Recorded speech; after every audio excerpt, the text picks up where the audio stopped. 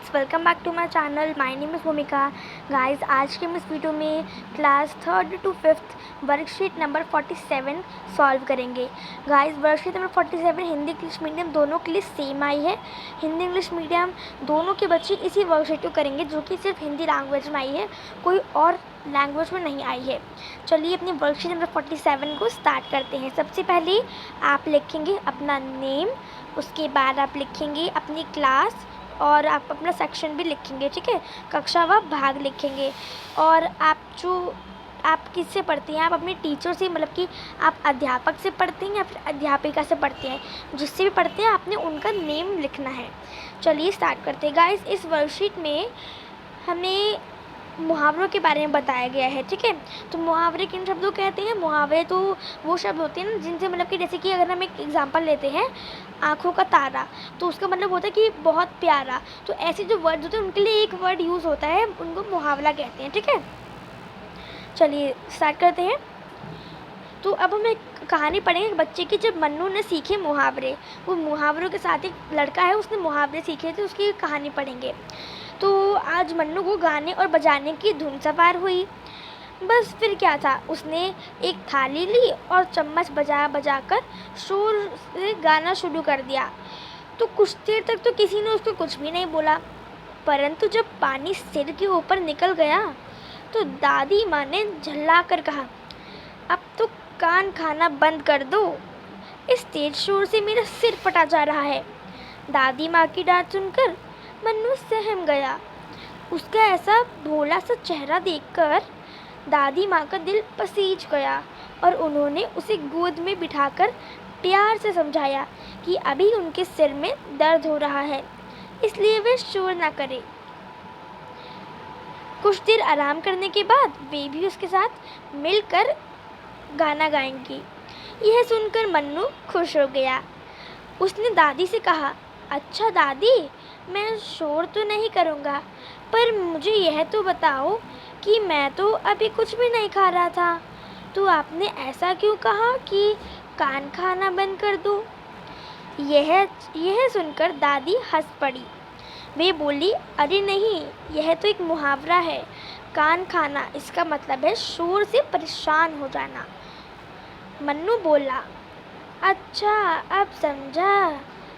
और क्या सच में आपका सिर कहीं से फट गया है क्या? मन्नू का भोलापन देखकर दादी से हंसे बिना रहा नहीं गया, ठीक है। वे बोली, नहीं बेटा, यह भी एक मुहावरा है। शोर से सिर फटने का जोर शोर के कारण सिर दर्द होना, ठीक है। तो मन्नू को अब मज़ा आने लगा। वह बोला, दादी मुझे कुछ और मुहावरे भी सिखा दो ना। तो उसकी दादी ने उसको और मुहावरे भी सिखाए हैं, जो हमें नीचे दिए गए हैं। तो अब हमें जैसे ऑप्शन दिए गए हैं और कुछ डैश भी दिए गए हैं। जो डैश है खाली स्थान है, उसमें से हमें ऑप्शंस को भरने हैं। और उसके बगल में हमें देखिए कुछ साइन दिए गए हैं, मतलब कुछ चित्र बना के दिए गए हैं, जिससे कि हम जो खाली स्थान है उनको आसानी से भर सके। चलिए स्टार्ट करते हैं। तो मन्नू अपनी दादी की डैश है। अब यहाँ पे आँख बनी है, तो मतलब कि क्या होगा, मतलब कि जो मन्नू है वो दादी का मतलब बहुत प्यारा, मतलब दादी उसको बहुत प्यार करती हैं, तो क्या होगा, वो आँखों का तारा। और आप चाहे तो देख सकते कि आँखों का तारा इसमें ऑप्शन हमें दिया गया है, ये रहा, ठीक है। उसके बाद बहादुर सैनिकों ने दुश्मनों के डैश दिए। अब उसके बाद बना है दांत, तो क्या होगा, बहादुर सैनिकों ने दुश्मनों के दांत खट्टे कर दिए। इसका आंसर होगा दांत खट्टे कर दिए, ठीक है। उसके बाद शेर को देखते ही सभी जानवर वहाँ से डैश हो गए। अब बोला है 9, 2, 11, तो इसका मतलब क्या हुआ, जो शेर था उसको देखकर सभी जो जानवर है वो 9, 2, 11 हो गए, ठीक है। 9, 2, 11 मतलब होता है भाग जाना। और उसके बाद चलिए और देखते हैं। जब से तुम दूसरे शहर में जाकर बस गए हो, तुमसे मुलाकात ही नहीं हो पाती, तुम तो जैसे डैश हो गए हो, ठीक है। अब इसमें आपको यहाँ पे दिया है चांद, आपको चांद बना के दिया है, तो इसका क्या होगा, इसका होगा ईद का चांद। ईद का चांद होता है मतलब कि बहुत दिनों से दिखाई नहीं दे रहे, तो गायब होना, ठीक है। अब 5वां है, कुशल अपने माता पिता की अकेली संतान है। वह उनकी डैश है। कुशल एक लड़का है, वो अपनी माता पिता की एक ही संतान है और वो उनकी डैश है। और यहाँ पे हमें एक दी है लाठी, तो मतलब क्या होगा, बुढ़ापे की लाठी। यहाँ पे हमें ऑप्शन में भी बुढ़ापे की लाठी दिया गया है, जो आपने इस डैश में फिल करना है, ठीक है। उसके बाद प्रश्न 2 बोला है, ऊपर दी कहानी में कुछ और मुहावरे भी लिखे हुए हैं, आप उन्हें ढूंढ सकते हैं और उन्हें नीचे दिए गए, नीचे जो यहाँ पे डैश दिए गए उसमें लिखने हैं। तो कहानी में कौन कौन से हमें मुहावरे दिए गए हैं, एक तो है पानी सिर के ऊपर निकल गया, ठीक है, पानी सिर के ऊपर निकल गया, और दूसरा है कान खाना, और तीसरा है सिर फटा जा रहा है, ठीक है। तो ये 3 मुहावरे हमें इस कहानी में बताए गए हैं, वो आपने यहाँ पर लिखना है। कौन कौन से हैं, पानी सिर के ऊपर निकल गया, ठीक है, और फिर है कान खाना, सिर फटा जा रहा है। तो ये हमने कुछ मुहावरे देख लिए 3, आपने वो डैश में लिखने हैं। उसके बाद प्रश्न 3 है, दिए गए चित्र को देखकर मुहावरे पहचानना है। अब यहाँ पे हमें 2 चीज़ दिए गए हैं, एक दिया गया दिया और यहाँ पे दिए गए एक हाथ, और यहाँ पे लिखा आरसी और अंधेरा, ठीक है।